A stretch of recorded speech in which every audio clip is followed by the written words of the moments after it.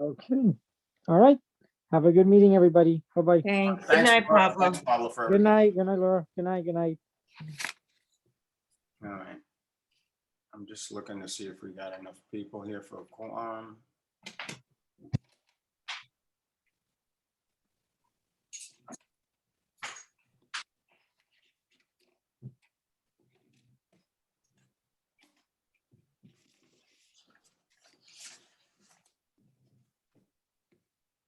I'm just gonna wait like 2 minutes before we start. Okay, sure.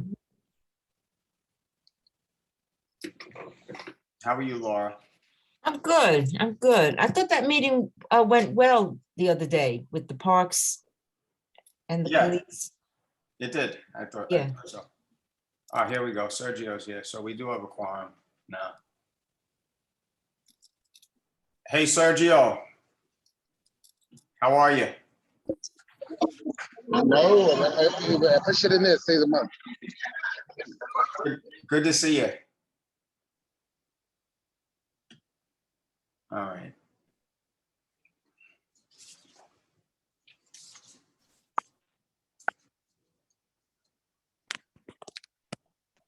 Okay, we do have a quorum. So with that, I'm going to call this meeting to order and welcome everybody to the Bronx Community Board 8 Public Safety Committee meeting. And my name is Ed Green. I'm the chair of this committee. And I'm just going to take a quick roll call. When I call your name, just say here or present, just to acknowledge you're here. Christopher Calhoun. I just saw Chris a second ago. Oh, there you go. I just unmuted myself, sorry. All right. I'm here. Hey, Chris. Margaret Donato, Here. Nick Fazio. Nick, I don't think can make it tonight. I'm here. Myra Joyce, I'm here. Robert Kaplan, I just saw you come on. How you doing? All right, Rob. Good. Ted Good. Morris is not here, I don't believe. Mhm. Georgia Santiago. I thought I saw Georgia. Georgia, are you there? And she has trouble with the phone sometimes. Oh, I see. I think she just unmuted herself. Georgia, are you there? I see her. She's there. Okay, Stephen Vasquez, Yep, here. Sergio Villaverde, Sergio is present. Sergio in the house. All right. So Georgia, can you, I just wanted to say something to Georgia also that I thought she'd be interested in, because we got an email. I got an email this month from the Office of Management and Budget to, it was CC'd me to it was to the New York City Housing Authority that the Marble Hill houses were granted approval for the fiscal year 22 budget for CCTV camera system. So there's $200,000 going to camera systems in the Marble Hill houses in the Bronx. So I thought, Georgia, that might be of interest to you. Okay. So moving forward, the secretary's draft of the minutes was sent to each of you. Does anybody have any corrections they feel need to be made, or any comments about the minutes? If not, do we have a motion to approve the minutes? I approve the minutes. Do we have a second? Second. Second. Okay, so anybody opposed or anybody abstaining? I don't hear anyone. I don't see any hands. So these minutes are approved unanimously and they'll go before the executive and then. I'm sorry, Sergio abstained. You're abstaining? Yes, I'm abstaining. Okay, we'll make a note of that. Okay, so let's see.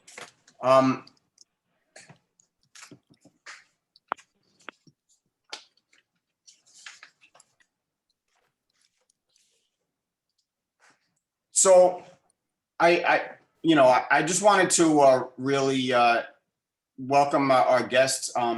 Oh, Raphael, is Mateo with you or no? No, he's actually traveling, so I don't know if he's actually joining, but. it was Okay, just me. so I just wanted to say,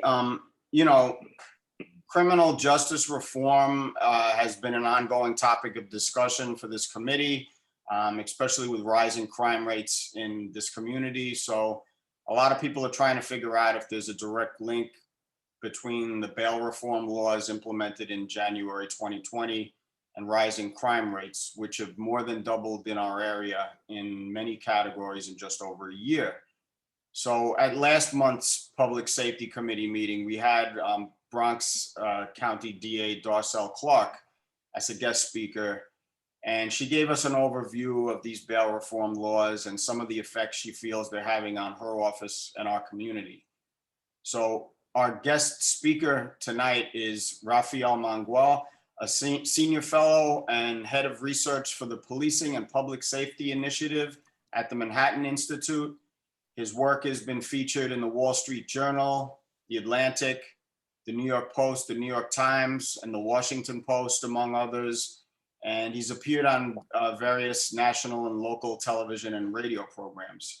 His first book, Criminal Injustice, is scheduled to be available in July. I hope I got all that right, Raphael. You did. Okay, so I want to give a special thanks to our committee member, Stephen Vasquez, for corresponding with Mateo Moran, who is one of Mr. Mangual's associates at the Manhattan Institute. And I also wanted to thank Mateo for making this discussion with Raphael possible. So with that, I'd like to welcome Rafael Mangual to the Bronx Community Board 8 Public Safety Committee. And I'm looking forward to what he has to say about criminal justice reform, our current bail reform laws, and pretty much anything else he'd like to share with us tonight. Mr. Mangual, it's all yours. Okay, so I'm going to try not to talk for too long and just make this more of a Q&A because I feel like it's a better use of my time, and I'll be more useful to you all, if I can just directly address the things that you all are concerned about. But I'll talk for a few minutes to kind of set up the conversation, and then we can kind of take it from there. So the first thing you mentioned was, this idea of whether there's a direct link between the bail reform and crime. I certainly think there is. Now, some critics of the bail reform, I think, bite off a little more than they can chew on this topic, and they lay the entirety of the crime increase at the foot of that single aspect of the criminal justice reform package enacted in January of 2020. Well, actually, it was enacted in April of 2019, but it went into effect in January of 2020. That said, I think the more important question, and the question that I've weighed in on, is whether, and if so, to what extent we are worse off by virtue of having this bail reform law on the books. And I do think we are worse off. So, the debate is really just about how much. Now, one interesting thing to note is that there's never been a study of a bail reform, a causal analysis of bail reform in any jurisdiction in the country that I'm aware of that has not found an aggregate increase in crime as a result of that reform. We can argue about whether the aggregate increase in crime is worth whatever savings are attributed to the adoption of the reform, but bail reform inevitably leads to an increase in aggregate crime. Now, what some studies find is that there's no change in the rate of criminal offending among pretrial defendants. This is one way that defenders of the bail reform and advocates for bail reform will,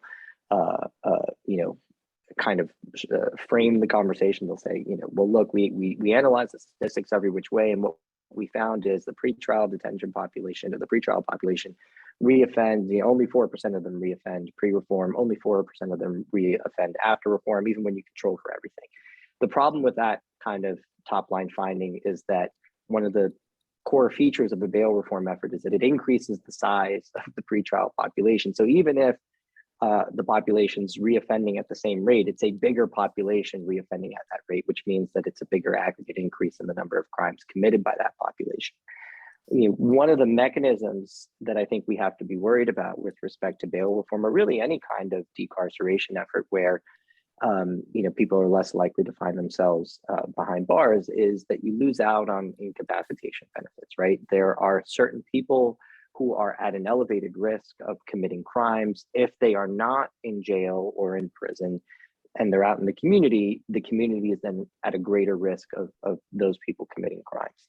We have some indicators that this is the case here in New York. One of the data points I like to look at, because I think it comes the closest to testing the counterfactual, is that in 2019, we have data on the entire year of 2019, the rearrest rate the arrest rate for people with open cases, or the share of total arrests for people who had open cases, increased significantly in 2020 compared to 2019. So in 2019, 19.5% of arrests were of people who had open cases. In 2020, that number went up to 24.4%. That's a 25.1% change. Now, if you're just looking at violent felony arrests, right, these are crimes that have higher social costs that drive a lot of the news, that crime categories that we've seen go up very sharply over the last 2 years. In 2019, 20.2% of violent felony arrestees had an open case at the time of their arrest. In 2020, that number was up to 25.1%, which is a 24.3% change. So in the first full year that the bail reform was in effect, you see a 25% increase in the proportion of total arrestees and of violent felony arrestees that are out with pending charges at the time of the crime. These are, to my mind, crimes that you could reasonably categorize as avoidable, right? These are people for whom there likely existed a justification for pretrial detention, and we chose not to go down that route. And as a result, another crime was allegedly committed. Now, one of the reasons that we've seen pretrial detention rates drop, in addition to the sort of structure of the bail reform, which really took the placement of bail off the table for a whole host of offenses, which meant that you just couldn't put a monetary condition on release. The effect that had was, now you have a lot more people who are being released on their own recognizance or being released with non-monetary conditions. So the transaction costs of criminal behavior for a lot of people went down, because your likelihood of ending up in jail went down as well. Now, New York is not the only jurisdiction to have engaged in a bail reform.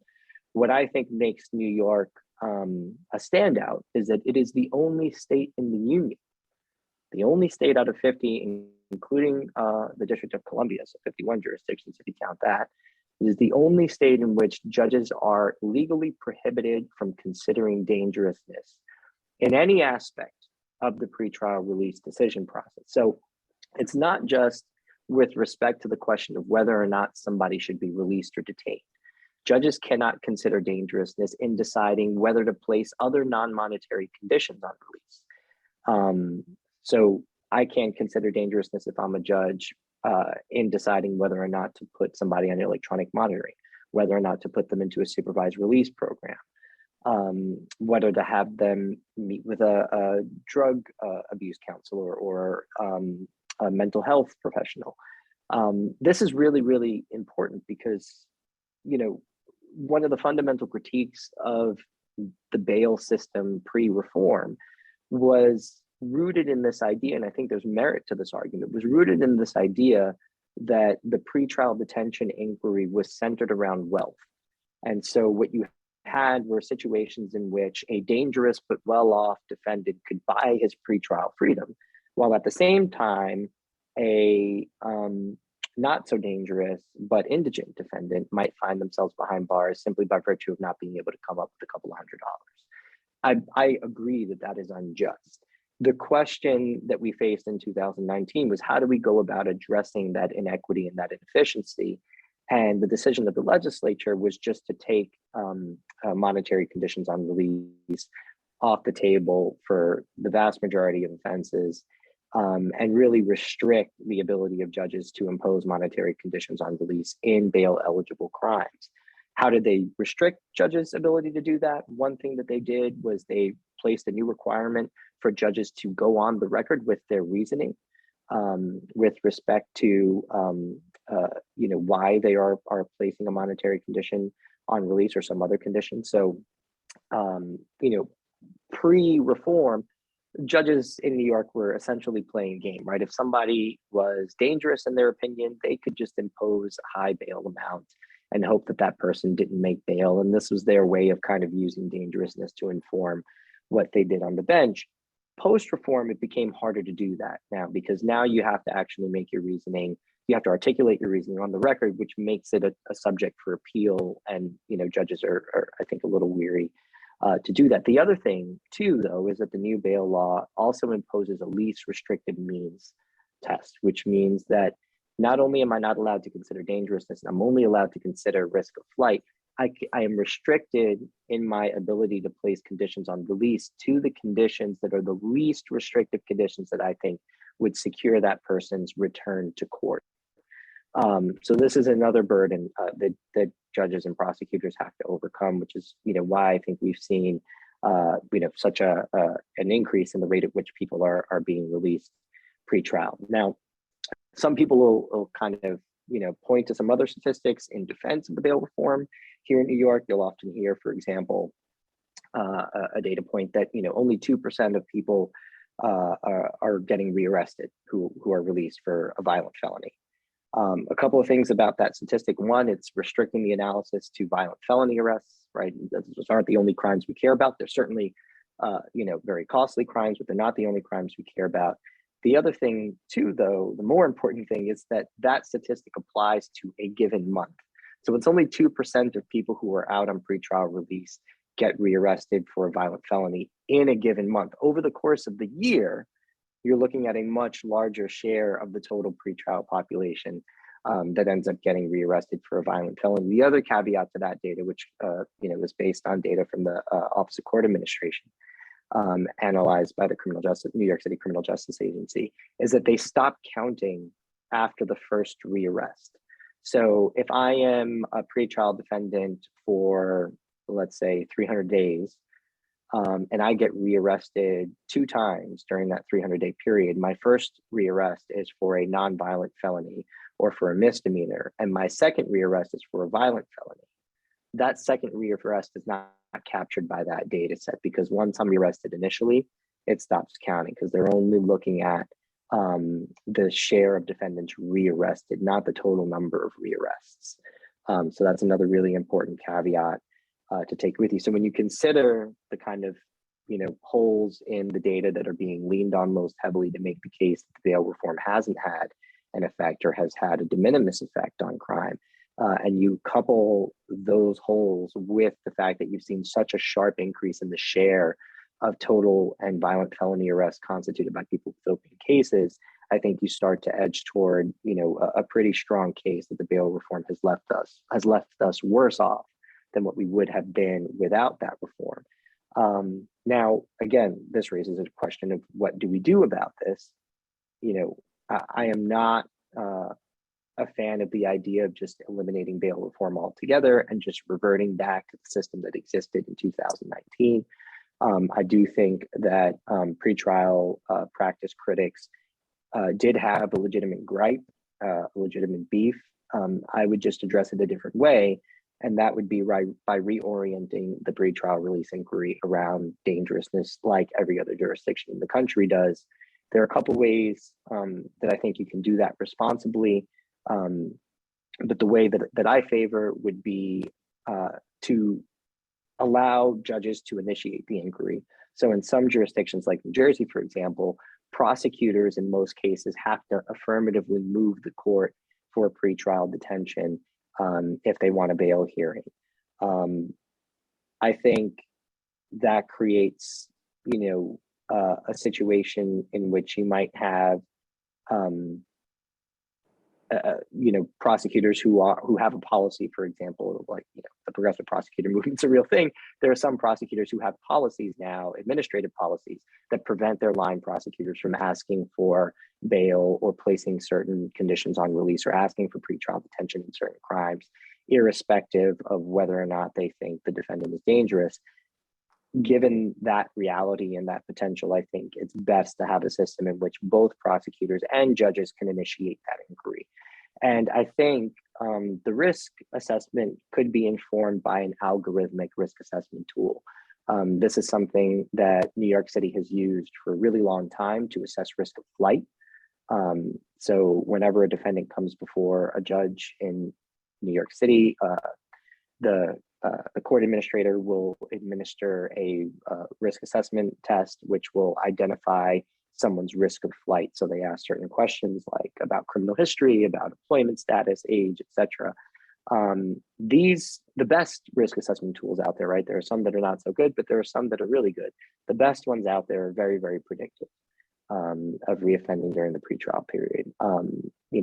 Some of the coefficients are as high as 0.74, 0.75, basically meaning that they're, making these suggestions with about 75% accuracy, which is a hell of a lot more accurate than, just random, human discretion. Right. I think one of the things that informed the bail reform movement, even before, the last 5 years, is a worry that judges, prosecutors, et cetera, other criminal justice actors were kind of abusing their discretion by leaning into their biases, and that was sort of reflecting in outcomes in pretrial detention decisions. And so, I think algorithmic risk assessment tools are really a great way to kind of make the inquiry much more objective. Now, it's important to note, given the question about bias, that the algorithmic risk assessment tools, for example, there was a study done by the Office of Court Administration. It was the Center for Court Innovation. They did a study actually looking at whether the current risk assessment tool used in New York City could be used to assess risk of reoffending, and they found that it was equally predictive across all racial groups. There was no difference for Black defendants, Hispanic defendants, white defendants. I think that's really important because this, it's a real concern that a lot of people have, and so they look askance at jurisdictions that use algorithmic risk assessments. Now, even though I think the judicial inquiry should be informed by an algorithmic risk assessment tool, I do think judges should retain the discretion to divert in either direction from the recommendation of that tool. I think there are good reasons in some cases to do that, right? So in algorithmic risk assessment tools that have high levels of validity, they tend to place a really heavy weight on criminal history. One of the reasons is that criminal history is one of the more predictive factors of future behavior. But I can envision a situation in which, say there's an arrest for domestic violence where someone who doesn't have a criminal history but has had a psychological break and is in a situation that is extremely volatile, poses a risk that may not be reflected by their criminal history in that moment, right? And so I think a judge in that kind of situation should be able to use his or her discretion to divert upward from an assessment of low risk and impose detention based on other evidence, adduced at a hearing. By the same token, I can envision someone with a very extensive criminal history who, say their most recent arrest ended after, a high-speed chase where they crashed and are now paralyzed from the waist down. Well, that person now poses a much different risk given the injury than they might otherwise pose, and then might otherwise be indicated by what the risk assessment tool says by leaning into the criminal history analysis. So those are a couple of things I think could and should be done, to increase the potential for reaping public safety benefits as a result of bail policy. The only thing I'll say there is that you can have a really well-constructed reform on paper that does not necessarily guarantee that the reform is going to be put into practice in the most constructive way. And so I already mentioned the progressive prosecutor movement, right? There are many jurisdictions around the country in which prosecutors are systematically refusing to take advantage of some of the options available to them. They're, systematically choosing not to pull certain levers by virtue of unilateral top-down administrative decision-making. Certainly they're right. But, given that that's a reality, simply putting a good reform in place is not necessarily a panacea. The other thing that you need are judges who are going to be willing to pull these levers. And, some judges are great, some judges not so great, and so any system devised by humans is only as good as the humans that are going to be putting that system into practice and using it. So, all of this to say that even if, there was what I would view as a great victory on the bail reform issue, that doesn't necessarily guarantee us a massive improvement in public safety outcomes because there are other actors that you need to take place. The other thing though that I think is really important is that we don't just look at bail reform as the only element of the criminal justice reform movement, right? New York City and state have seen a number of criminal justice reform initiatives enacted over the last decade plus that have, I think, been equally consequential. Some examples include the discovery reform that was enacted alongside the bail reform. This now imposes significant new burdens on prosecutors to undertake a criminal prosecution. There's a long list of things that they have to acquire that would not normally be in their possession, that they have to go out and acquire and then share with defense counsel before they can even start plea negotiations, irrespective of how strong the evidence is, right? You could have somebody on tape doing the crime with no mask on, and you still can't even start plea negotiations until you met this burden. The thing about the burden, though, is that it has to be met within 20 days of arraignment. Originally, it was 15 days, and then last April 2020, actually, so 2 Aprils ago, it's crazy how fast time is going. 2 Aprils ago, they sort of tinkered with that element of the reform package and increased the compliance window to 20 days. But even still, it's damn near impossible to comply, and still maintain the same volume of activity that prosecutors' offices are used to maintaining. Now, I don't think we've seen the full effect of the discovery reform's impact just yet. One of the reasons is we're still not quite back to normal in terms of, pandemic, post-pandemic activity compared to pre-pandemic. So, arrests are still down, foot traffic is still down. We're starting to see, unfortunately, other crime categories now catch up in terms of, the rise that we saw in homicides and shootings in 2020 and 2021.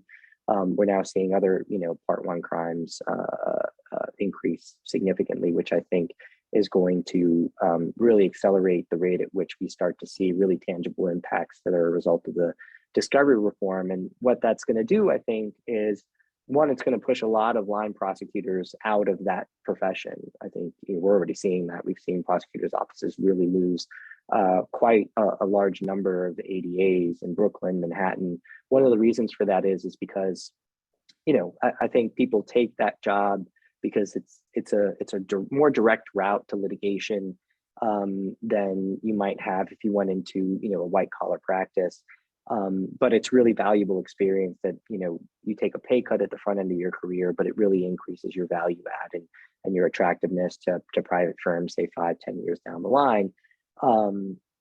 But now line prosecutors are just spending an inordinate amount of their time complying with these discovery burdens. The other thing that it does is it forces you as an office to triage case, decision making, right? So you can't arraign everybody now because you can't incur those obligations to comply with discovery requirements within 20 days for all those kinds of cases. So now you have to start picking and choosing which cases you're going to delay arraignment on, which cases you're just going to dismiss by virtue of the fact that you simply can't get to it. And then, you're going to have to accept that some subset of cases that you do arraign are going to end up getting dismissed for noncompliance.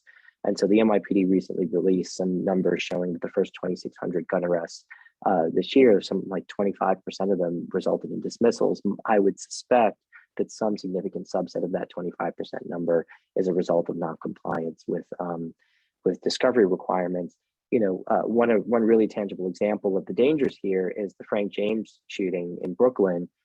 This case was taken federal, and I think one of the reasons for that, besides the fact that there was obvious federal jurisdiction, there was also concurrent state jurisdiction, but we didn't see a state prosecution. And one of the reasons for that is because the compliance burdens for the discovery law would be enormous in a case like that. The reason being is the number of officers that responded to that crime scene, for example, was enormous.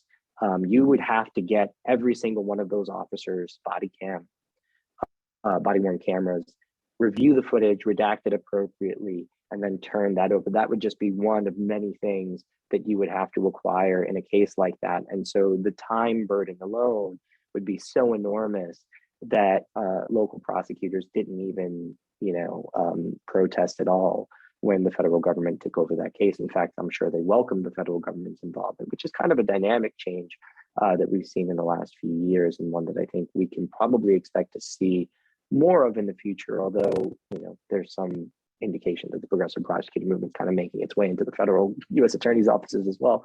But that's another story. Another reform, has been the raise the age law, which has really made it very, very difficult for even really violent teenage offenders to be tried as adults.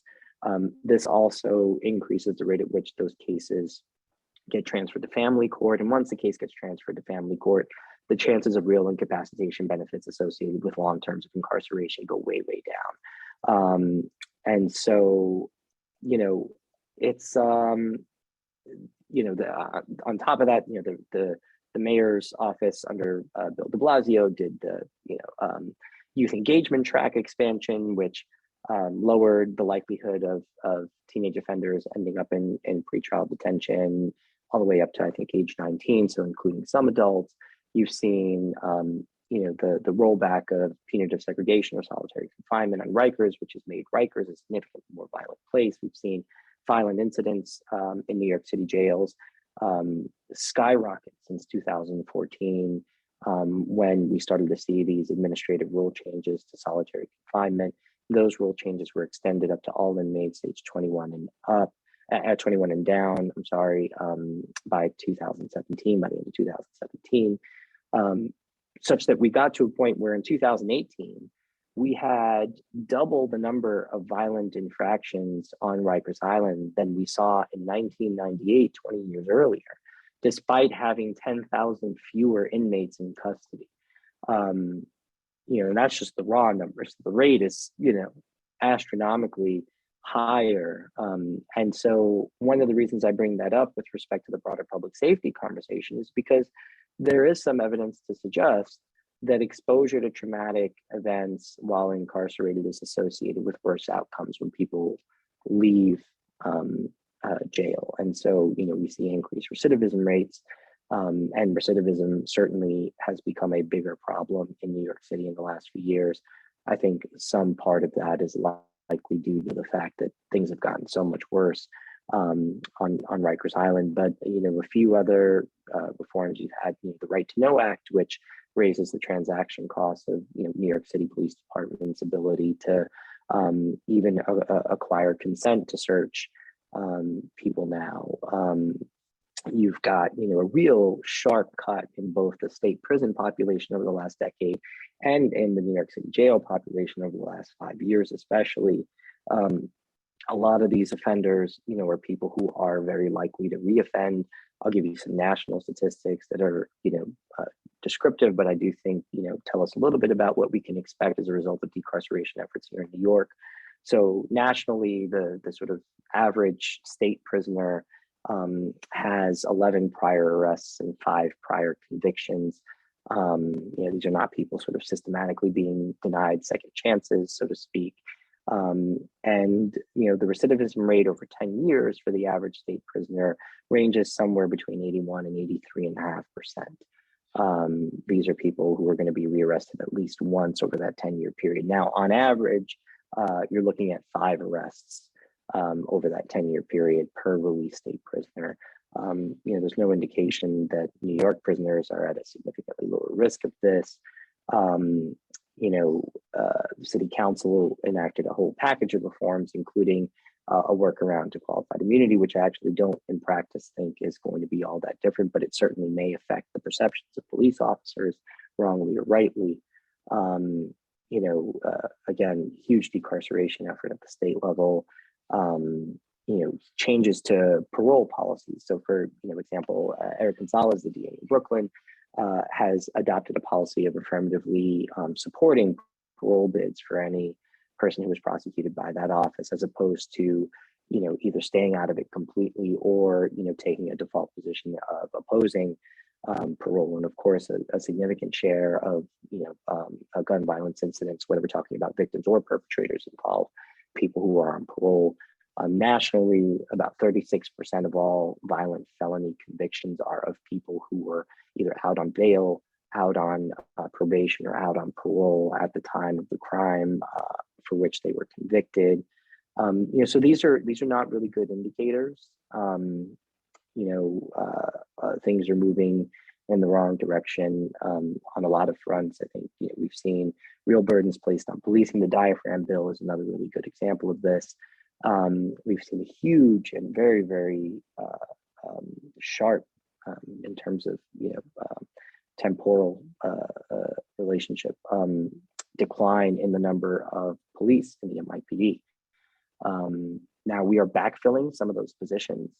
And so the total number of members of service may not look particularly alarming, but something to really keep in mind with that is that we've seen a lot of brain drain. The people who have left the department are senior officers who take with them a lot of knowledge that now does not get shared with the younger officers coming on the job. So even if you replace everyone who's left and retired early, you're not necessarily replacing apples with apples. And, I think that's going to have, a real effect if it hasn't had one already.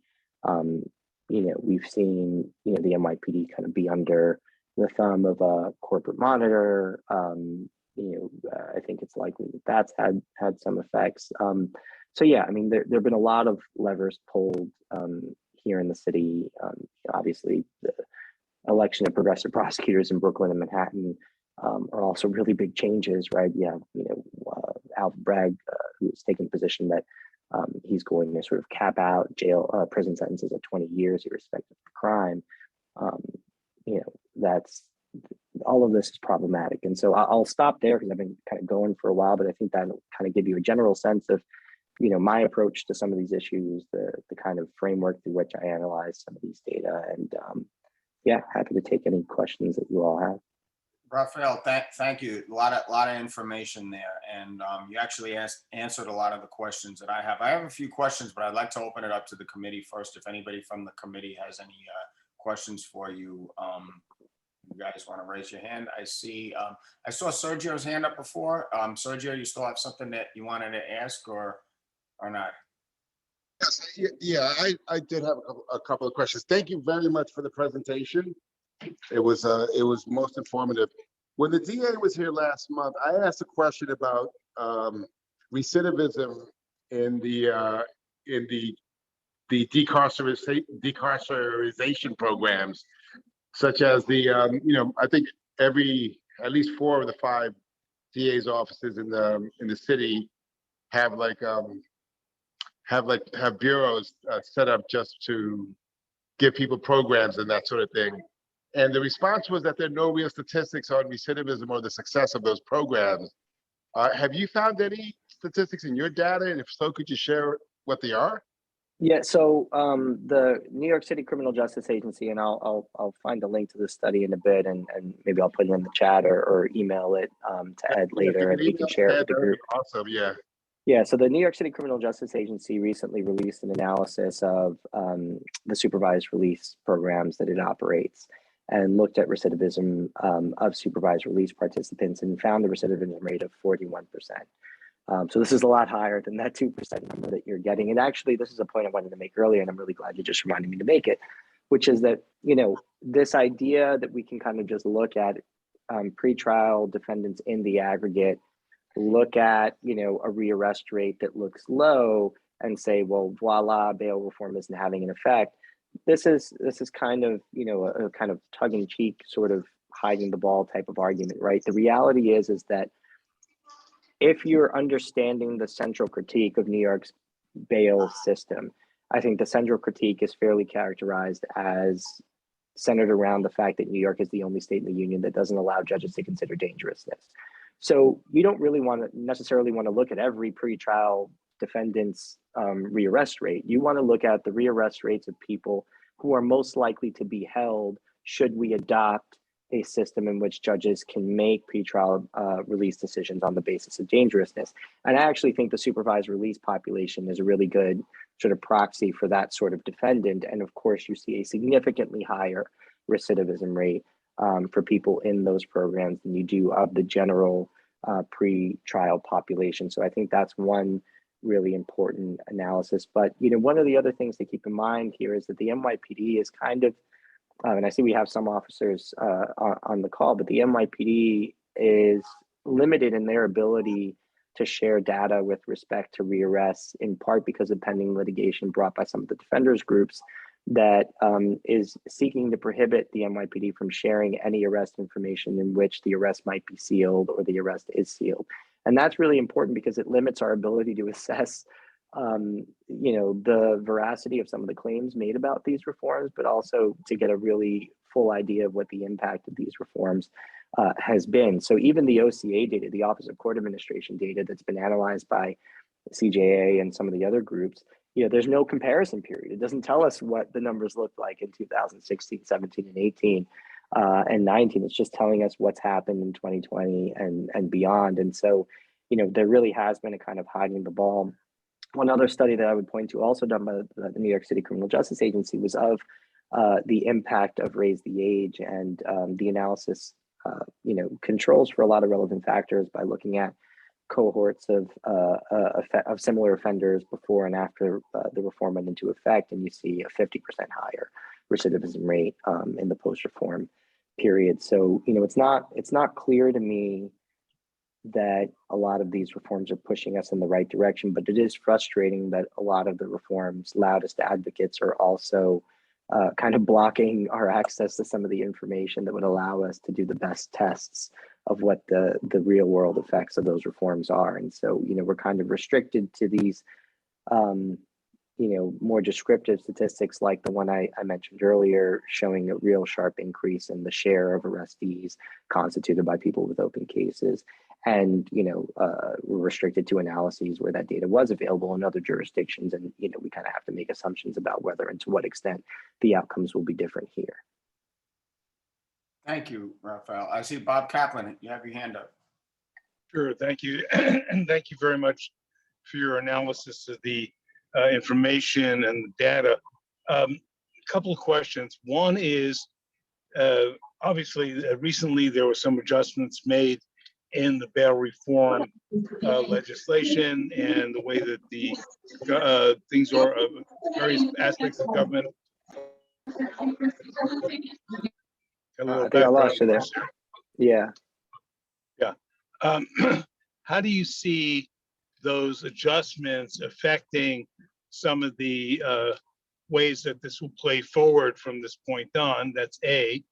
And B, and full disclosure, I'm a board member of New Yorkers United for Justice and the founder of the New York Jewish Coalition on Criminal Justice Reform.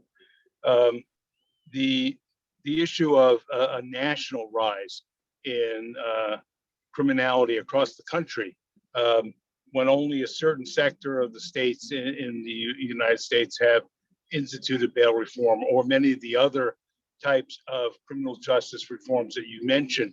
Yet we're seeing similar rises in other states across the country and nationally on figures. How do you account for that? And what will be the effect of the recent changes that happened on the state level? So I'll address the changes to, I'm getting lots of feedback here. Okay, there we go. Yeah, so on the changes to the New York bail reform, I don't think they're going to be particularly meaningful. It increases the number of bail eligible offenses slightly. One of the real misconceptions about this approach is that the way that the bail reform is currently constructed is that it assumes that the instant offense with which somebody is charged is a relatively strong predictor of their risk. And that's just not the case. So there are analyses done here in New York and in other jurisdictions around the country they consistently find, for example, that misdemeanor defendants are rearrested at higher rates or equal rates as compared to felony pretrial defendants. One of the reasons for that is that criminals don't really specialize. They engage in a whole host of types of criminal behaviors. And so it's not at all unlikely that a really high risk criminal defendant might come before a court on a misdemeanor arrest. The fact that they're there on a misdemeanor arrest doesn't necessarily mean that they only commit misdemeanors, just as the fact that someone's there on a felony arrest doesn't necessarily mean that they are, the next, serial killer. So, I don't think that they're going to be particularly meaningful. I think, in large part, they just represent an unwillingness to confront what is the glaring hole in the bail reform as it stands now, and that is the absence of the dangerousness standard that judges can use to reorient the inquiry around risk as opposed to wealth. With respect to your question about the national rate in crime, I mean, I think it's a little misleading to say that crime has kind of gone up all around the country, just as I think it's misleading to say that crime has gone up all around the city. So in 2020 and 2021, we saw sharp increases in murders and shootings, but the vast majority of the city does not see murders or shootings. In fact, in 2020, so the Manhattan Institute did an analysis of crime concentration in New York City, and we looked at 2010, 2015, and 2020. And in 2020, crime of all categories, including violent crime, remained just as concentrated, in fact, slightly more geographically concentrated in the city as it ever was. So, it's not that crime is going up everywhere. It's just going up in the places in which it has always been a problem, because these are the places that are more vulnerable to crime increases as a result of policy changes, I think, than other places. So in New York City, for example, 5% of all street segments in 2020 saw about 50% of all crime, and about 4% of street segments. A street segment is corner to corner, both sides of the street. So sidewalk, between lights. So less than 4% of street segments saw 50% of all violent crimes. And this is a trend that you see in every city across the country.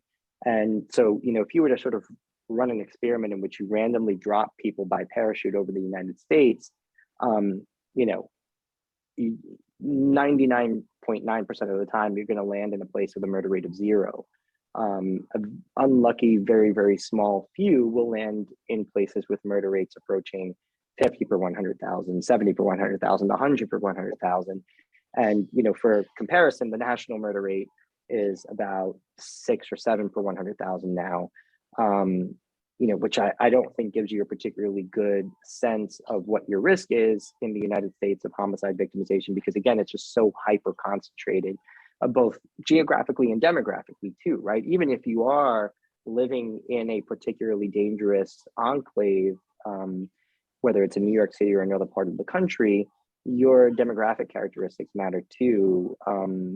So in New York City, for example, every year for which we have data, so this is going back to 2008, since the NYPD started systematically reporting this on an annual basis, a minimum of 95% of all shooting victims are either Black or Hispanic. Almost all of them are male. And some years it's been as high as 98%. So again, the risk has gone up, yes, but it hasn't necessarily gone up for everybody in the same way.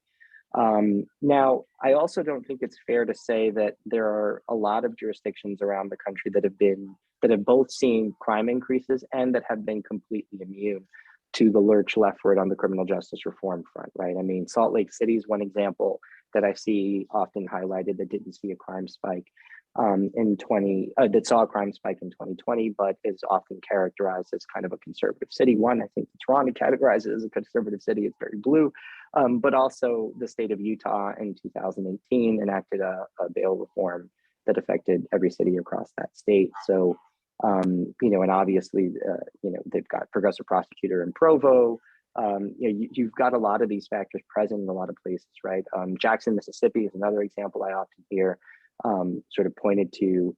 But again, Jackson, Mississippi in 2019 elected a very radical progressive prosecutor to serve its city, and it's seen declines in prosecution rates and conviction rates and increases in crime rates. And so, I really don't think there are very many places around the country Certainly not very many cities that have been totally immune from the reform push. We've also seen nationally a reduction in the size of police forces, particularly urban police forces. So you've seen a big shift, an increase in the rate at which people are leaving big city police departments and going to suburban police departments, either in their same geographical area or moving down into the South. And so sometimes that's all it takes to see a crime increase, right? One of the mistakes that I think is reflected by this sort of question is that it assumes that every single jurisdiction across the country is equally vulnerable to a crime increase in response to a policy shift as every other jurisdiction. That's not necessarily the case. One of the reasons why I think New York City is as safe as it is, despite everything that's gone on, is that over the course of the 1990s and 2000s, during which crime went down significantly, we were able to fortify ourselves in a lot of really interesting ways against crime increases. We saw increases in population density and foot traffic patterns and car traffic patterns, right? Which makes it more difficult to carry out a drive-by shooting in a lot more of the city, right? I mean, there were in the 1980s and 90s, I mean, it was not unusual for a certain part of the Bronx to have entire city blocks where there was maybe one standing structure. Vacant lots are very highly associated with violent crime. So is poor street lighting, right? So as the economic buildup followed the crime decline of the 1990s, so too did all of these other environmental factors that make crime less likely. And so, that hasn't happened everywhere. So, it may just take a small change in policing practice in a place like Indianapolis to facilitate a large scale crime spike, whereas in New York, it takes 17 different reforms over the course of 5 years, to have its effect. So, I think we need to do a little more of a sophisticated analysis than that to really get a clear answer of whether or not these policies are associated with crime increases. Thank you. I see Stephen Vasquez has his hand up. Yeah, thank you. So, Sorry. So while the increase in crime is concerning, right? I think what's more concerning for me is the specific kind of people that are committing this crime. It just seems, even as these different kinds of legislations are being enacted throughout these years, it always seems to be the Blacks and Hispanics committing these kinds of crimes, right? So my issue is, how can we address that, right, from a policy standpoint?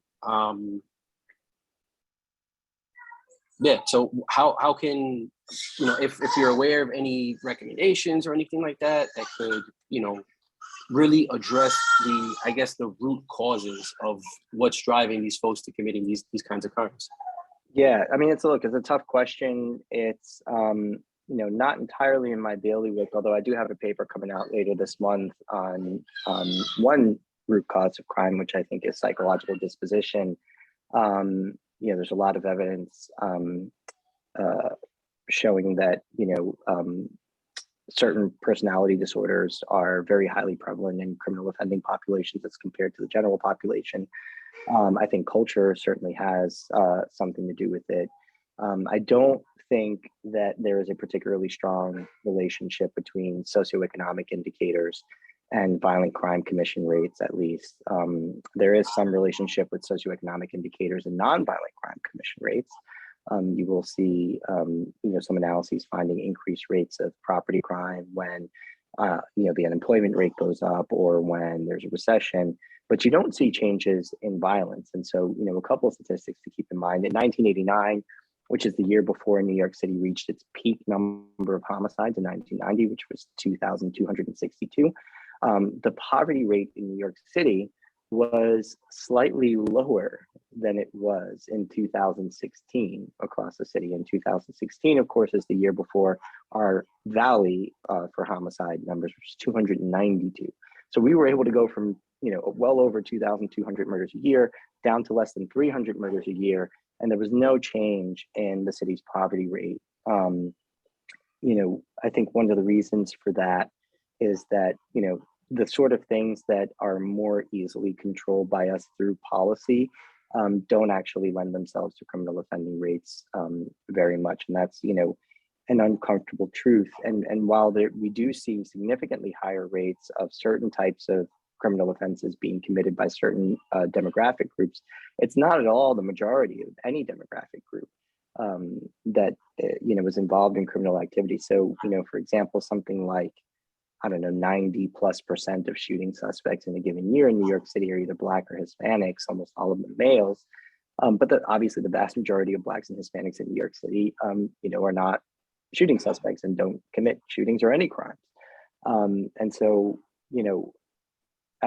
all that to say is that, I don't think there is an easy policy answer. The policy answer that I would lean into most heavily is to do everything that we can to reduce crime, because one of the things that I think we've learned just through historical analysis, but also through, a really careful reading of the literature, is that crime breeds more crime, and crime breeds bad economic outcomes. And if you can control crime, you can create the circumstances in which people's likelihood of victimization goes down, their likelihood of upward economic mobility goes up, then the amount of investment in a particular community goes up as crime goes down. So all of the things, educational attainment goes up as crime goes down. So, I guess my short answer to your very large question, which, you have to understand, there are books that will be written and still won't approach answering that question. But the thing that I would say we have the most control over, that we know how to do, that we have a formula that we can put into practice for, is to reduce crime. And if we do that, I think there's quite a bit of evidence to support the idea that it will make people less likely to fall into criminal offending patterns, that it will open doors that are associated with non-criminal paths and really desirable economic paths. So, I think the Bronx is a really good example. I mean, just look at the high school equivalency educational attainment rate in 1990 compared to 2010. I mean, it went through the roof.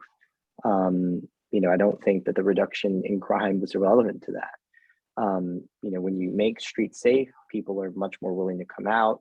When they're much more willing to come out, they become more attractive centers for economic investment. When economic investment happens, good things follow. And so, and by good things, I don't mean that people get money and then all of a sudden stop committing crimes. It's that economic investment is associated with the sort of environmental conditions that I mentioned earlier that, we know are not conducive to crime. Thank you, Raphael. I see a hand up for Dan Paternak. Dan is not part of our committee, but he is on the Bronx Community Board 8. So Dan, you have a question for Raphael? I do, Raphael. Thank you for all the information and a lot of the stats that you're kind of mentioning right now. I think we could all agree that reducing crime is the goal. I guess the question is, how do we get there? And I guess one question I have is this: do you have any thoughts? It's a topic that's been coming up on broken windows policing, the arresting and kind of the enforcement of the smaller violations within the city of New York. Yeah. So I do. I mean, first thing I would say is I think it's a slight mischaracterization, although an understandable colloquialism, to sort of conflate broken windows policing with arrests. I had the luck of being able to work with George Kelling in the last couple of years of his life. He was a fellow at the Manhattan Institute for a really long time, and also the co-author of the seminal article Broken Windows, along with James Q. Wilson, that articulated the theory that then informed the broken windows approach to policing. I think one of the things that George would have been the first to tell you is that the core of broken windows policing is to give beat cops the discretion to arrest or not arrest. And I don't think the default is to arrest. I think if you're doing broken windows policing right, you are aiming to solve the core problem that informed the development of the theory. And that problem was the proliferation of visible public disorder. When you have a lot of visible public disorder, the way that pro-social members of communities process that information is to see the disorder, to see the antisocial behavior engaged in the public space, see that nobody's doing anything about it. And then that communicates to them that no one's in control of the space. Now, the way that our brain works is that once we understand that no one's in control of the space in that moment, we then take it one step further and we say, well, if no one's in control of the space, then anything can happen. If anything can happen, then anything can happen to me. And if anything can happen to me, then I'm not particularly safe here. And if I'm not particularly safe here, maybe I shouldn't be here. And over time, the increased exposure to antisocial behavior in public spaces, the increased exposure to even low-level violations, ends up reducing people's likelihood of frequenting public spaces. And as they pull back from those public spaces, they become more vulnerable to more serious kinds of crime, right? So that was the problem that the theory was that was identified in that theory, and that the theory was kind of built around, right? Was the pullback of pro-social forces from public spaces. Now, one of the ways that you do that is you signal to the public that somebody's in charge. And you can do that by addressing antisocial behavior directly. That doesn't necessarily mean or require an arrest. Sometimes it's just a cop walking up to somebody who just littered and saying, hey, pick that up. Now, the reality is that for any of these things to work, there has to be an answer to the question, or what? And this is where arrest comes in, right? You know, if a cop tells you, hey, pick that up, and you say, go kick rocks, well, you know, maybe you got to go in. And you should be arrested. You know, if a cop tells you, hey, you know, you can't blast music outside, you know, this person's window at, you know, 2 o'clock in the morning, and you turn it down, they walk away, and then, you know, you're back 10 minutes later because as soon as they left, you turned it back up and another complaint came in, you know, then maybe arrest becomes more appropriate, and, or, you know, some kind of escalation becomes more appropriate, whether it's a ticket or whatever. But over time, what you do is you signal to pro-social members of the public that, hey, someone is in control of this public space. No, you're not vulnerable here. And that gives us then the confidence to kind of reassert ourselves.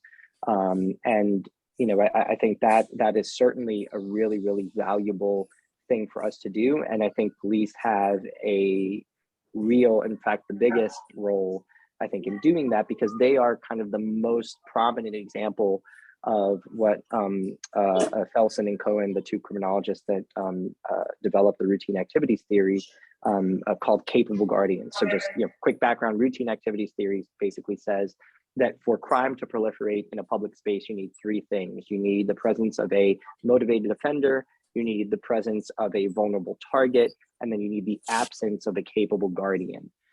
Police are kind of, you know, most visible capable guardians, but we all as pro-social members of the community are actually, when things are operating really well, are also people who can play the role of capable guardians. But we're much less likely to do that if we don't know that our effort and don't have confidence that our efforts are going to be backed up by the state if and when, you know, someone essentially demands that you force them to stop engaging in the antisocial behavior. And so, so all that to say is, yes, I do think that, you know, broken windows policing should be part of the formula.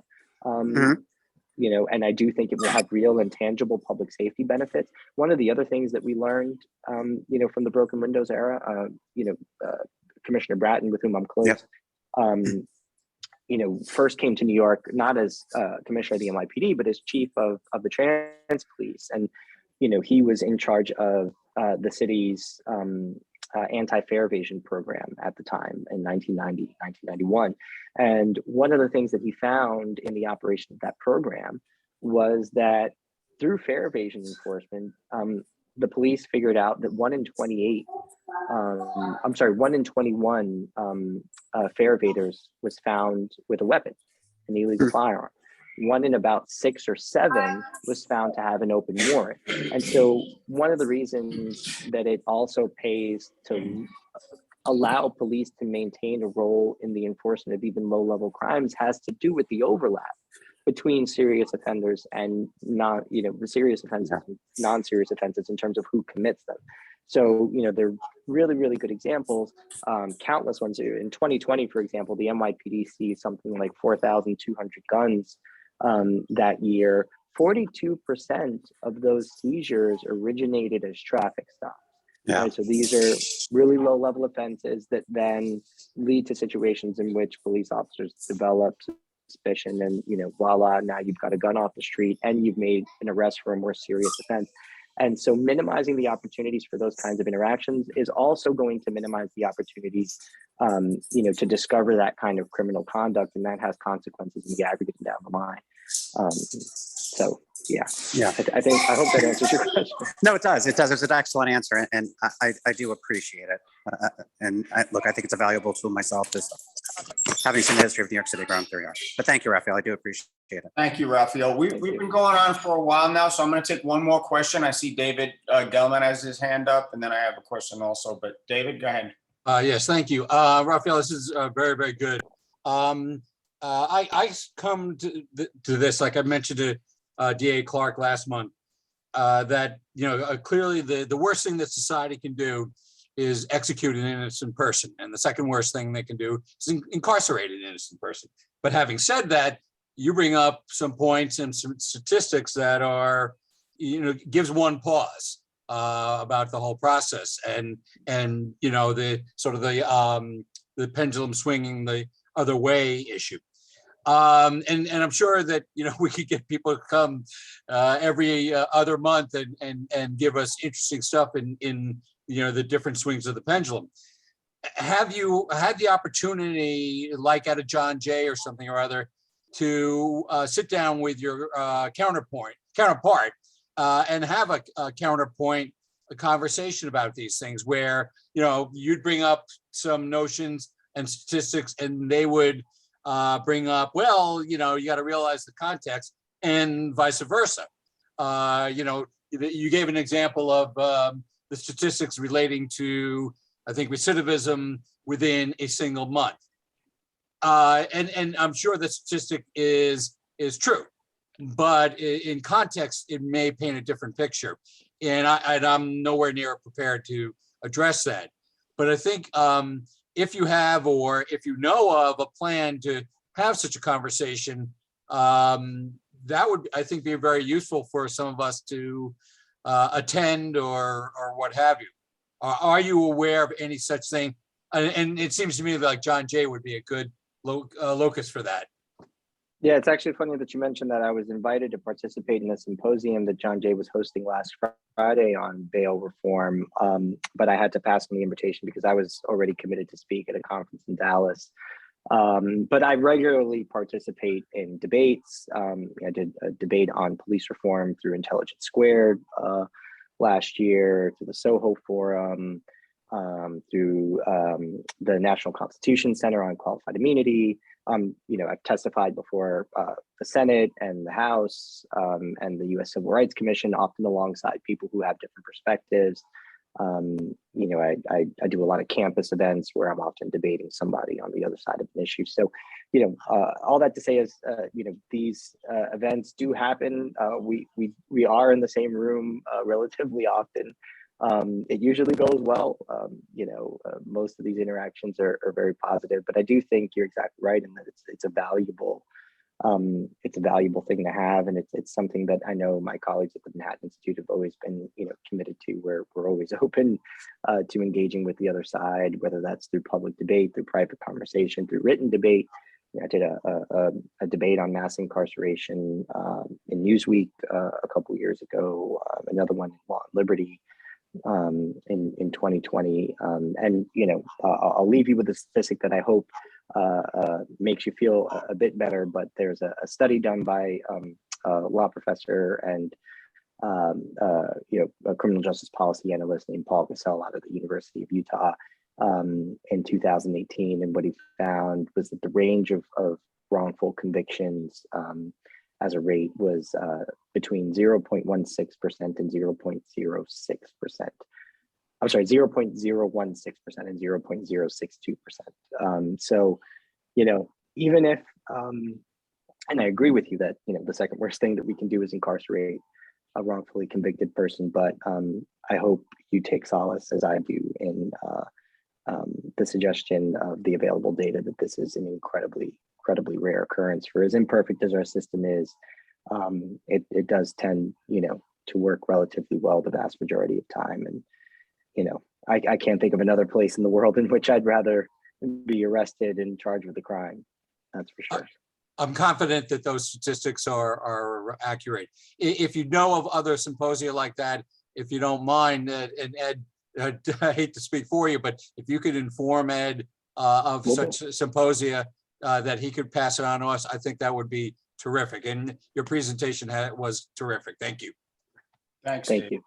I'm gonna ask the last question here, and again, I want to thank you, Raphael, for speaking so eloquently on this topic. So I'm gonna just try to wrap this 2 questions into one. So, one of the things you touched on was the dangerousness factor and how 49 states allow judges to take this into account. And, this was something I brought up a couple of meetings ago, and I think this is really one of the root causes of where these things kind of go wrong as far as the bail reform is concerned. And it even, like you said, it predates bail reform. This was an issue beforehand. There was just, systematic ways of getting around it, so to speak. The one thing I was not aware of was you spoke about algorithmic methods of risk assessment.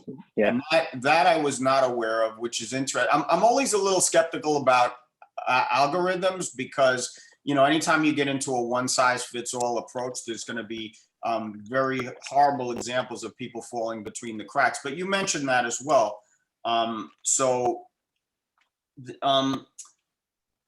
As far as the dangerousness is concerned, and the fact that we are the only state in the nation that doesn't allow our judges to take this into account, I guess the first part of my question would be, how do we change this? I mean, I know it's probably going to be a legislative approach, Yeah. but so that would be, how does it change? And the other thing is a more local question that kind of ties into the same concept is, for this committee, this public safety committee, my basic mission statement for myself as an individual is how can this committee be an effective tool to improve public safety in our community? So I know those are 2 separate questions, but that's my questions. Yeah, I actually don't think they're separate questions because I think the best way to kind of achieve the sort of change that I think you and I both want to see with respect to the bail reform, and at least in my case, with respect to some of the other criminal justice reforms and reform initiatives enacted over the last few years, is you have to get lawmakers to a point at which they're willing to act. And I think the way you do that, or the best way to do that, is through information sharing and through data analysis. And so, I would say one of the best things that you can do in your role as a public safety committee is to, engage with the gentleman in the white shirt there and with the 2 young ladies in the blue shirts behind them, and, get them to take requests up the chain of command for data. I mean, the biggest risk that's associated with any criminal justice reform is an increase in crime that's a result of our failure to incapacitate people who should be behind bars but aren't. How often and what percentage of shootings in New York City are committed by people who have open cases? What percentage of shootings in New York City are committed by people on probation, out on parole, who were diverted as a result of the Raise the Age law? What's the average number of prior arrests for a shooting suspect in New York City? These are all questions even I don't have the answer to. And the reason is because the data is not publicly available. Now, that's not the fault of the NYPD. I want to make that clear.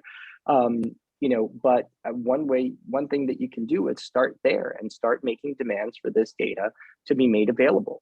I mean, I think to the extent that people are willing enough to push back against clear and loud calls for changes to these reforms, I think standing by these reforms requires them to make available the data for us to best analyze their impact.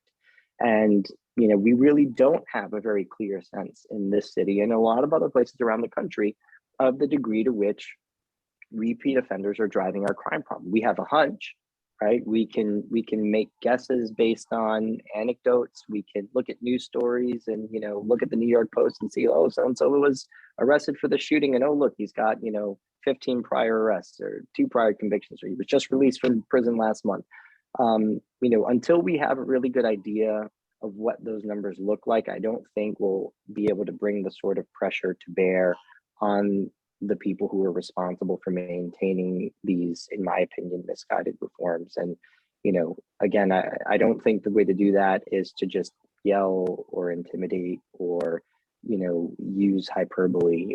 I think data is the way forward, but it has to be made available to us. And, right now it's not. And I think that's, a crying shame in a city as advanced as New York is. So, yeah, I think, what can you do? Pull out your Rolodex and everybody who has some kind of influence in government agencies and ask them why this data isn't available and what needs to be done to make it available. And then, people like me and my counterparts with very different views about criminal justice can analyze the data every which way, and we can have a real argument. Raphael, thank you so much for coming out and speaking tonight. I've never heard anybody speak so extensively and competently on this topic. So Thank you. I know you got a book coming out. I don't know if you want to plug your book, but if any I do. If any of the stuff you've spoken about tonight is in that, I'd probably be interested in reading it myself, because there's a lot to unpack in what you spoke about tonight. It sure is, and this is only a drop in the bucket compared to what's in the book, but it's called Criminal Injustice: What the Push for Decarceration and Depolicing Gets Wrong and Who It Hurts Most. It's available for pre-order now. It comes out July 26th. If you're one of those people who wants to wait for it to be in the store before you buy it, I just want to encourage you to pre-order it, because pre-orders determine the size of your print run and also determine the degree to which places like Barnes & Noble will carry it in large numbers. So I appreciate the opportunity to tell you all about it. Thank you. And thank you, and good luck with that. And thank Matteo also for I will.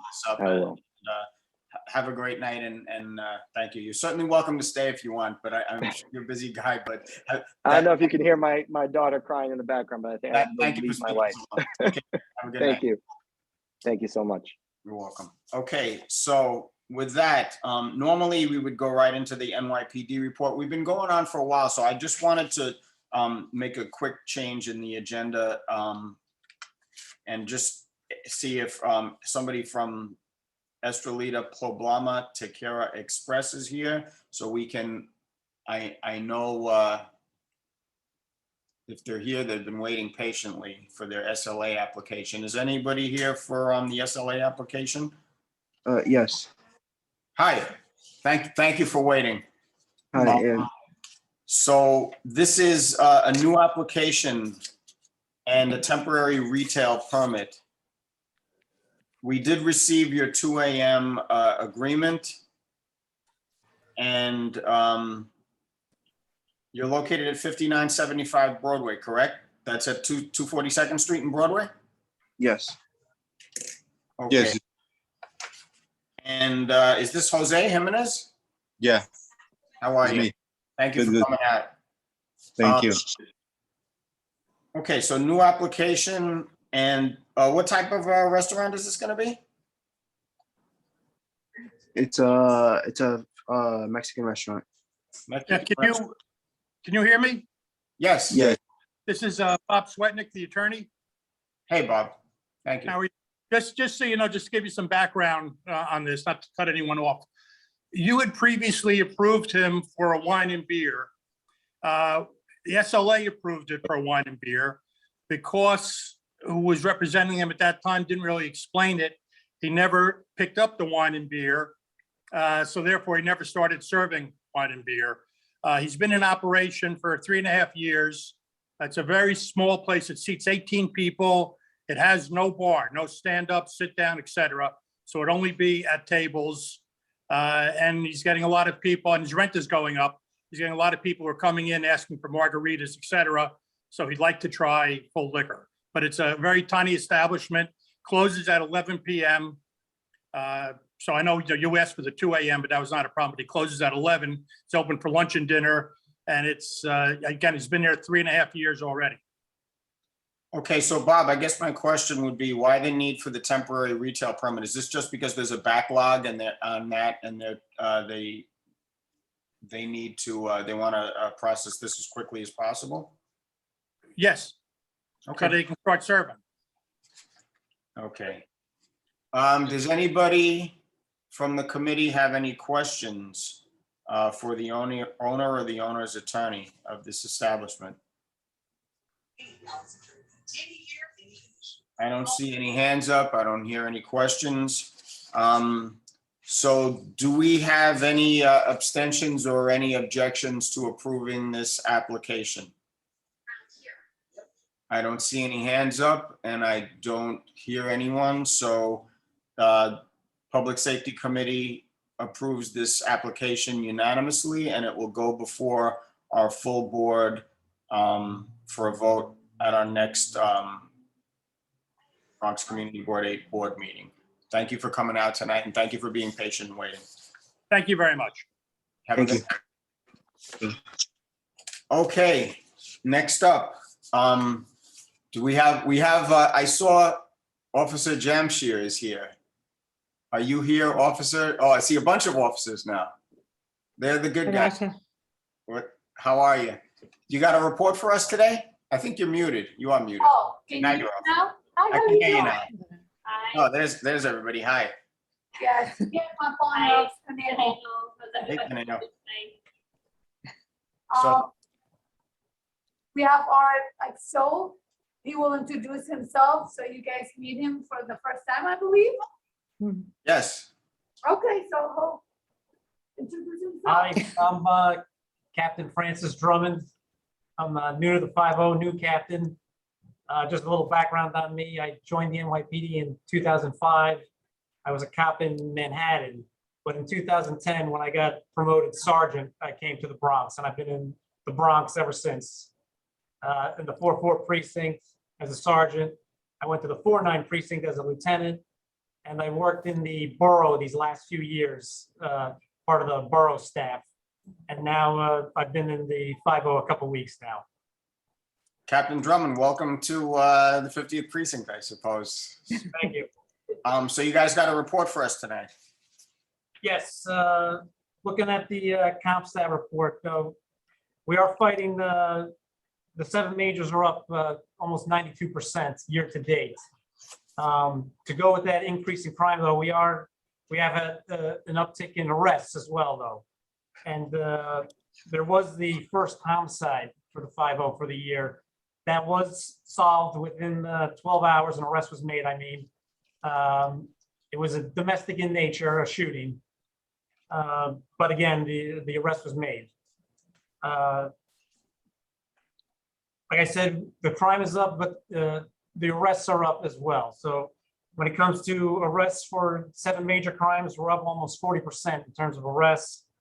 In terms of gun arrests, we're up 66%, 15 gun arrests as opposed to 9 at this time last year. And criminal court summonses are up as well, 100% compared to last year. So while we are fighting the crime, the arrests and the summonses are rising as well as we're trying to combat it. Okay, I actually I have a list of emails and stuff I've received. I guess you call them complaints for the most part, but I'm gonna open it up to the committee first. I see Stephen Vasquez has his hand up. You have a question for Captain Drummond? Yeah, I do. Hey, Captain Drummond. So these gun arrests, do you have any data in terms of where exactly are these arrests occurring? Again, I'm sorry, I'm as a new captain here, I don't have the exact data on it. Okay, all right. We can get that. Yeah, we can get We that. can get that information and I'll forward it to you, Ed, if that's okay. That's perfect. Thank you. So, Mr. Vasquez, you just want to know the location of each gun arrest that we've had so far? That's correct. Yep. Yeah, okay, that's no problem. Okay, Myra Joyce. Yeah, hi, welcome. Hi, Rasha. All right, so this is going to sound really stupid, but there was this whole long discussion on Facebook today, and a woman was saying that somebody exposed himself through the fence at her. So it was a serious discussion that she really wasn't sure what to do. She did take a picture of him. Unfortunately, the picture of him was from the back, but the fact is that a man did expose himself to a woman at the Metro North station. So what I would like to be able to do is to give some clear instruction on exactly how to report that or how to handle it. She can call, she lives in the 50 precinct? Yeah, I believe so, yes. And yes, no, she can call 911 and someone can report to her house, or she could come to the precinct if she's more comfortable doing that. Okay, so as far, in relation to this incident, you mean? Yes. To come to the precinct? Okay, I will And tell obviously, that. like, if she says that she would recognize this man if she saw him again, I know you said the picture wasn't that good. If she, that's a possibility. Maybe she might be at the Metro North Station another day, but that's the guy, If that's the case, then definitely she should make a report. Okay, so if she sees him again or an incident like this happens to her or to anybody else, I would say should make they the report no matter what. Make the call report. 911? Oh, Okay. yes, yes. Yeah, definitely. When you call 911, tell her the most important thing always is your location. Okay? Mhm. If you give us the location and you get cut off, at least we know where to go. Right, okay. Okay, Thanks, Byron. so, all right, you're welcome. Chris Calhoun. Thank you, Ed. Good evening, Captain. Welcome to the 5-0. I understand the manager at the Key Food on 235th Street was stabbed this past weekend. I was wondering if anyone was apprehended in that situation. There was an arrest made for that incident. Do we know how the manager's doing, or because I know he's beloved in that area? I think his name's Vinny Gomez.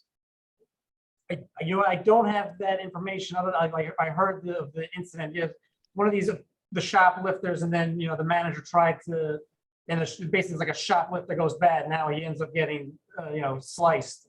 So, but I don't have an update on how he's doing. I'm sorry. And we'll get that. We'll do a follow-up. The media affairs will do follow-up and we'll let you know. Glad to hear you apprehended somebody, though. Thank you, and again, welcome. Thank you. Thanks, Chris. Georgia Santiago, I see your hand is up.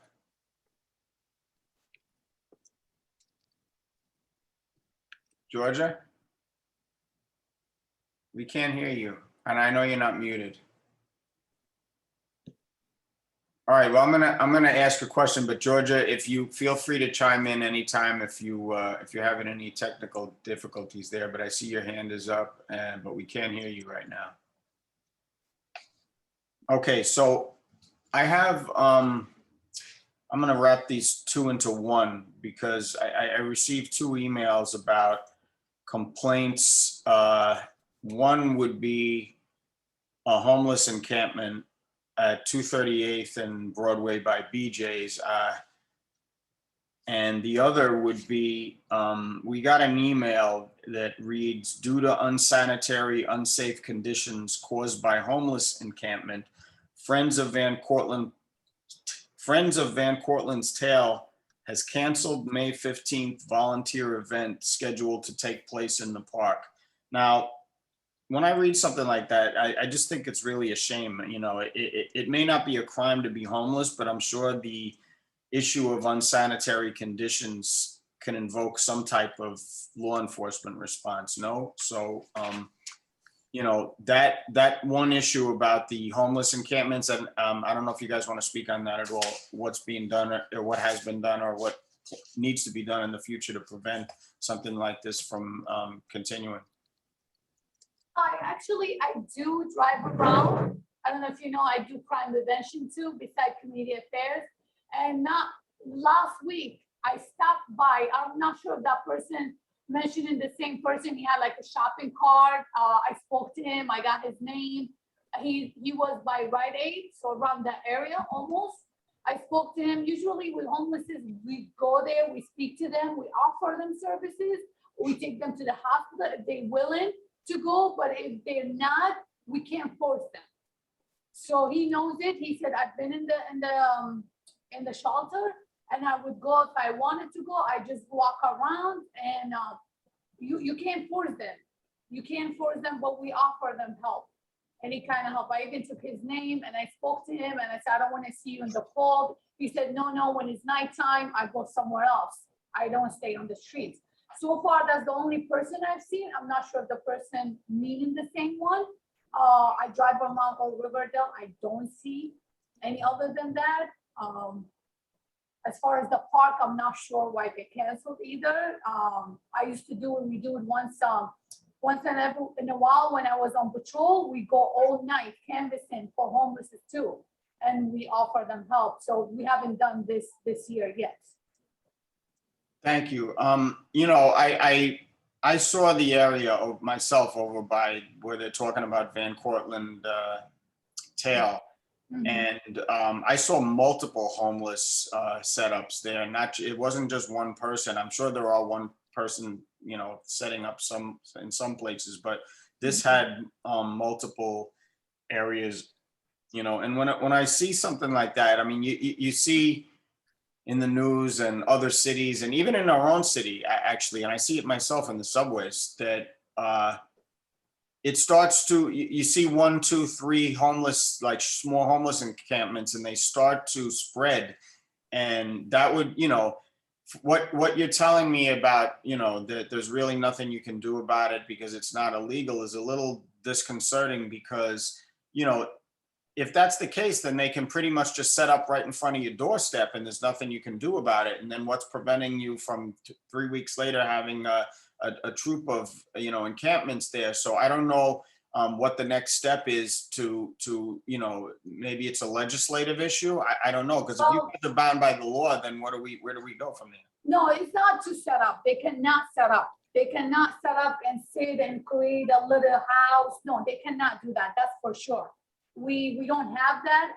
As far as Van Cortlandt, you're saying, well, I'll visit. I'll check myself. And actually, when I'm off, I go hiking in Van Cortlandt Park. You know, that's my neighborhood. So I have yet to see. I'm not sure. I would like to communicate with you and give me the exact addresses and what do you see, because as the setup and everything, it does not work like that. We don't allow that. That's not going to happen. The person I spoke to, he was walking around with a little shopping cart, and he does not sit in one location. And he tells me, I just collect bottles, whatever. I'm not hurting anybody. Why, officer, are you coming after me? And actually, sometimes they feel like they don't want to talk to us because we were after them instead of trying to help them. So just, you have my email, just please let me know. I'll go myself in uniform and check. Thank you. No problem. That's good to know. That's good to know. Another issue that came up, and I actually had a meeting with Captain Gervin and the captain of the PEP officers and Stephanie Ehrlich of Parks and our chair Laura Spalter and Kira, our district manager, about this the other day, is the chronic noise and partying in the park. And specifically, there was a complaint up at 262nd and Broadway. It had to do with the softball leagues, I guess, partying till all hours of the night. And so that's going to be an issue as the weather gets warmer, trying to coordinate some type of effort with the Parks Department to cut down on all the elements that aggravate our neighbors, like, you know, excessive garbage. I think the noise is the biggest issue. That's the thing that really bothers people, because, you know, some of these parks are very close to residential buildings, and people are trying to sleep, and, you know, they're blasting these, you know, these loud,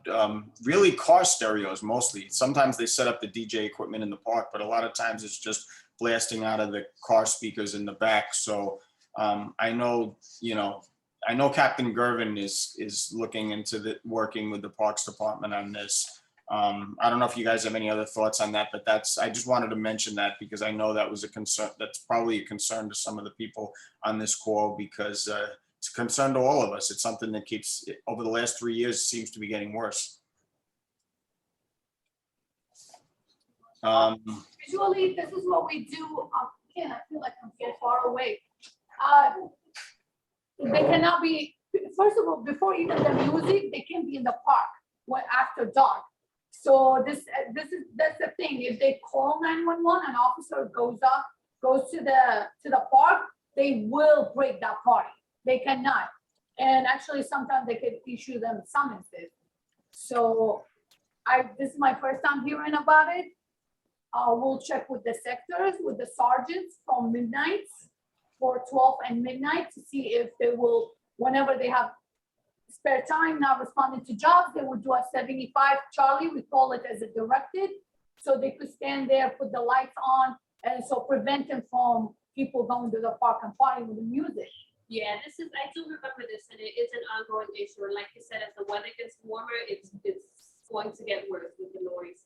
So aside from Captain Gervin coordinating with parks, we're gonna speak directly to the NCOs who cover that area because they do 4 to 12. So whatever time the noise is going on in the party, they will be in. So we'll have them go by constantly and address the issue, whether it's double parked cars, whether it's the music coming from the cars, or the littering, and all the quality of life issues.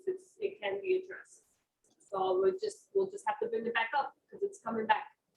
Thank you. And another thing I just wanted to follow up on really from last month's meeting too is we had, in the last couple of months, we had multiple complaints about a location that the place that used to be Barcelona Bites on 242nd. I was wondering if you guys had got any updates on that or had received any complaints or gone over and taken a look at that situation.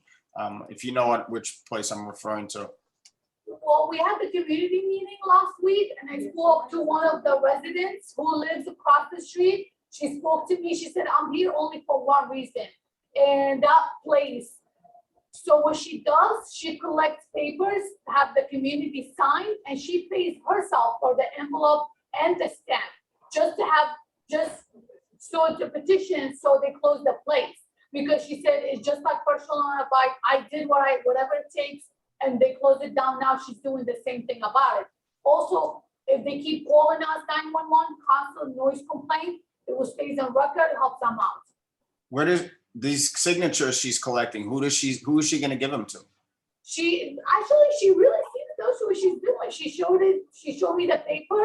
That's like, because they're so close and it's so loud.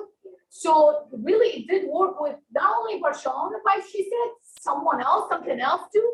So the neighbors and all, they don't want to pay for, but she said, I'm paying as a good citizen. She is paying for everything just to get a signature because of the noise. And people are happy that she's doing that because they're not happy with that place. Again, it sounds like another Barcelona pie with different name.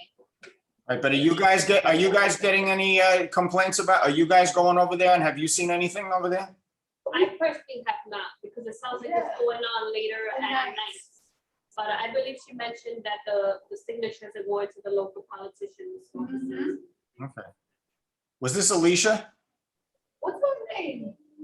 No, I don't want to say her last name, but I think I took her card. I think I took something from her. I said, I'm so happy to see someone like trying their best to help everyone else because it's really a problem there. Those buildings are so close to that restaurant. And no matter how it is, it's so loud in there. And I did midnights with Barcelona Pie. I used to hate it as a cop.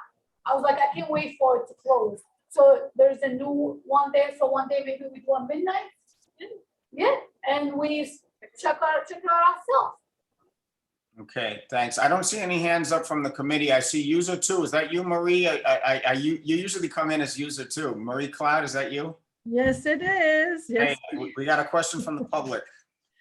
Yes, thank you very much. The first question is, it's mid-May and firework explosions are starting in my area of Bailey near 231st, west to the 31st. I wanted to know if there was a particular plan this year to try to reduce it. Last year, it noticeably had lessened in this area. It was almost magical. But the year before was horrific. So I noticed the fireworks, I would call them explosions, are starting. And I want to know if there is a plan The second, of course, is Bailey Avenue. On the weekends in particular, large group, 20 to 30 people on motorbikes and ATVs roaring down. And the third, sadly, is there seem to be fewer souped up cars, but they are horrific. They truly seem to have an explosion, and they can spin at the intersection, but more, it's a tremendous amount of noise. So just to find out what's your continuing approach to these three things: the fireworks, the big groups of motorcycle and ATV, and then those souped up cars. Thank you very much. We're definitely gonna have to sit down and see what we're gonna do this summer, because the fireworks, I remember that also was a big problem. Those were tough to make a rest on. But we'll see what we can do this year. We can come up with another creative way, or we'll have to figure it out. We'll sit down with Captain Gervin and Captain Drummond, and we'll see if we can come up with something. And the fireworks? Fireworks, yep. Okay. Yeah. And she also mentioned the motorcycles. Yeah, the motorcycles, as you know, Captain Gervin has reiterated time and time again, we have a very strict pursuit policy with taking into account everyone's safety. That's ours and the public. So we'll do what we can, but we cannot chase them the way that people probably imagine that we can. And my last question, how useful, I have given up filing 311 complaints, but is it useful in the end for the precinct to get them? It is absolutely useful because it's a tool. It's a tool where it's documented, where if it's come up where there's hundreds of complaints or whatever the number is at this specific location, and it's that location, then we will more likely have the resources go there. I don't know if Captain Joe wants to No, answer yeah, that. definitely, it's very useful, and they'll hold us to account, because if downtown sees that the public is making complaints at a certain location, they're gonna wanna know what we did. So it's definitely useful to make the complaint on 311. Okay, thank you. I'm glad that question was brought up about the 311 calls, because I just wanted to add something. In my meeting with Captain Gervin this week, we did discuss 311 and 911 calls, and I'm not so certain. I mean, it was kind of implied that a 911 call might be more effective than 311 calls in a lot of these situations, because it had something to do with, I'm not going to articulate like this 100% correctly, but it had something to do with the dispatchers relaying the information and getting, you're more likely to get a quicker response. But by the same token, I mean, I think we have to, as a community, we have to be able to have the right information and be able to differentiate between when it's appropriate to have a 911 call and when to have a 311 call, or perhaps both. So I don't know if you guys want to speak on that at all.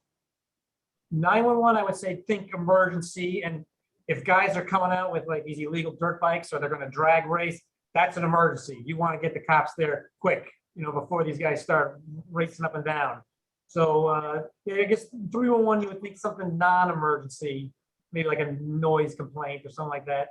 But 911, if you see they're setting up some sort of like dangerous fireworks that they're getting ready to explode, that's a 911 call. That'll definitely get us there quicker. Great, thank you. Myra?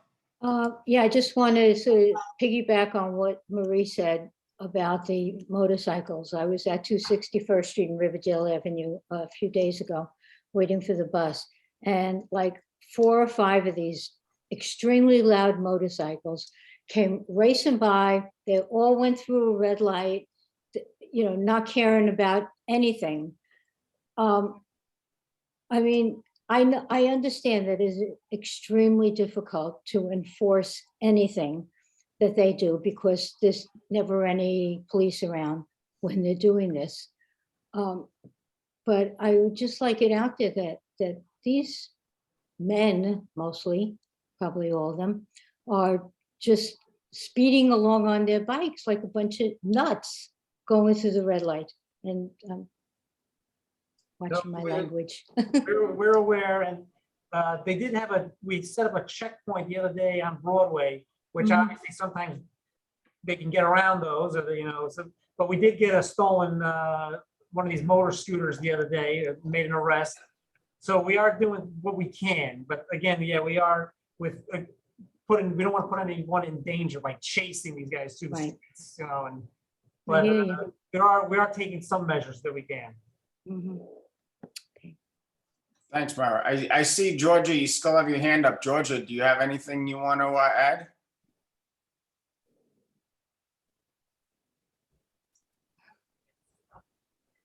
I don't hear Georgia. Anyway, so I'm going to move on then. Thank you, officers, for your report. We don't have anybody here from FDNY. We don't have any old business on the agenda. And does anybody have any new business? We have no new business on the agenda. Does anybody have any new? Bob Kaplan, I see your hand is up. Bob, you're muted. Want to thank everyone for the presentation that happened before. I'd like to know where it stands with some, I know that David spoke to the possibility of debate. These things obviously, as the presenter mentioned, these happen on a pretty regular basis. However, to really inform us properly and fully, it would be important to hear other iterations of the data and the analysis of what's happening. We talked about having someone from Vera come in and like to know where that sits, or any of the other organizations that have a different take on criminal justice reform, because hearing this presentation certainly was compelling, but it was one-sided. Okay, so there's a few things to unpack there. I guess the main question is where do we go with this discussion next? My thought process was this. It's, we have one more meeting before the summer break. And, I've actually been kind of disturbed by some of the latest trends that are going on as far as the CompStat reports in our own area.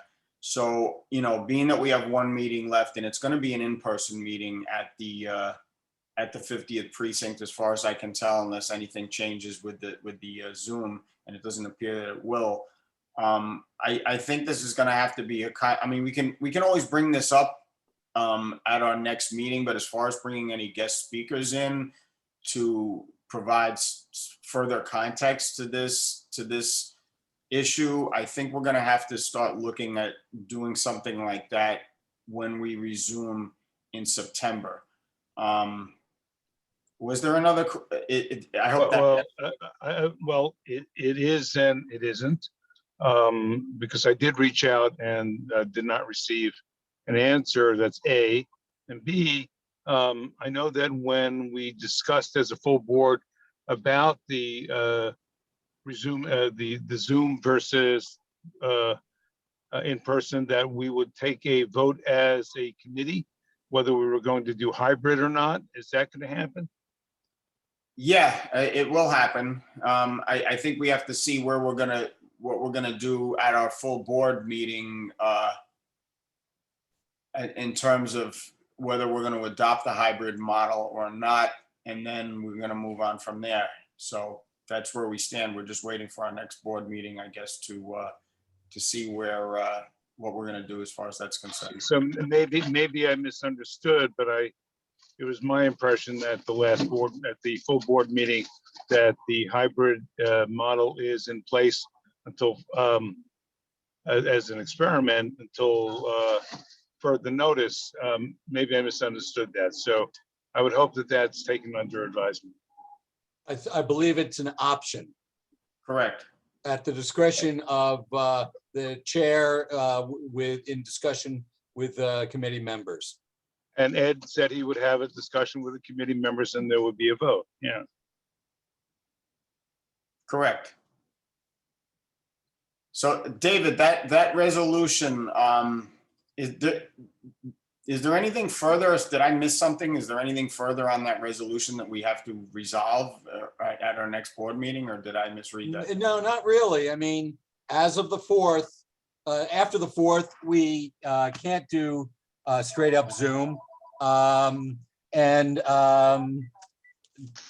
We, you can opt in if you wish to have a hybrid. Okay, so I guess that's something that we should put on our agenda on the next meeting then. Is that, Bob, is that your concern? Well, if it's the next meeting is going to be in person, and I would have hoped that a decision would have been made this evening, whether it's going to be hybrid or not. But if it's your decision to wait till the next meeting, I just feel that it was not what was indicated during the full meeting. Well, I mean, I had never stated that we were going to vote on it at this particular meeting. I just stated we were going to vote on it at some point in time. So sorry if that was misleading, but I don't feel I gave any indication that we were going to immediately make a decision on this. Well, it was my impression that there would be a vote, but maybe that was my misunderstanding of the situation, as there seems to be a full misunderstanding of the situation. Okay, does anybody have anything else to add to new business? Okay, so with that, do we have a motion to adjourn? Motion to adjourn. Do we I have? second it. Okay, so this meeting is adjourned and everybody have a great night and be safe. Thank You too, Ed. Good night. Thank you. Yeah.